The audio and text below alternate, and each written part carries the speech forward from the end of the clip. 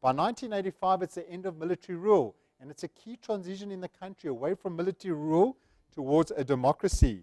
1986, that frozen prices and wages to control inflation. They lift those, and inflation goes out of control. 2002, Lula da Silva wins the election, and currency and markets drop very sharply. He's a leftist. He's expected to bring in populist policies. In fact, he doesn't do that. And he is the savior, and he turns Brazil around. And in fact, from then on, Brazil actually goes through some very, very good times. So some six important facts that I didn't know and I thought were interesting. Brazil overtook United Kingdom as the 6th largest world economy in 2011. It has slipped back one position. It's had more difficult times. The only Portuguese-speaking country in South America. It means it's very isolated, both by the sea on the one side, the Amazon on the other side, by the language that they speak. It also means they have a strong interest in Africa, but typically not South Africa. Angola, they speak Portuguese. Mozambique, you'll find a very strong presence of Brazilians there. The 7th largest mutual fund market in the world. I didn't expect to hear that. 11th largest oil producer, and by 2020 expected to be in the top 5, and approximately half of their country is covered in forests and jungles called the Amazon. And that is important. Why? Because they are rich in resources. So in terms of renewable freshwater resource, their global ranking is number 1. Forest, number 2. Agricultural land, number 4. And I think those are very, very important. I remain a bull on Brazil because of those, because it is an asset play. It has rich assets, and I think those are amongst the most important. And add this oil that they found off the coast, etc. It's one of the 7 natural wonders of the world. It's made up of 275 individual waterfalls. It is quite magnificent and very closely linked to this river. The Parana River that comes through is the Itaipu Dam. That's obviously, they needed a strong flowing river. 7 kilometers along the dam. They used enough iron and steel to build 380 Eiffel Towers.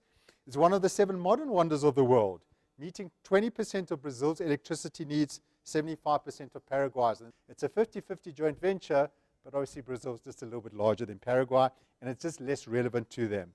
And then they diverted the Parana River. Now, one of the key themes that I've been presenting around the country for some period of time is this whole sustainability one.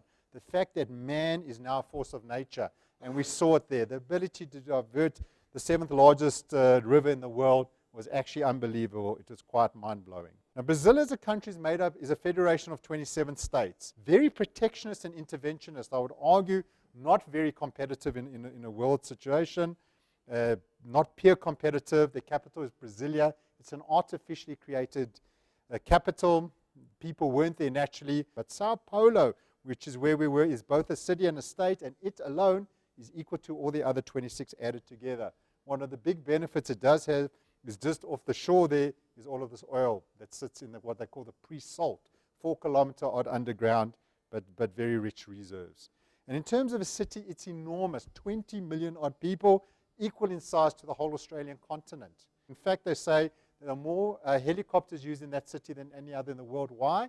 Because the rich people can't fight through the traffic, and they use helicopters to get around. 3 reasons why Brazil's been so hard hit. I've already explained. They've come off a high base. Unemployment numbers very, very low. Urbanization, very, very urbanized. They're in a pretty bad neighborhood.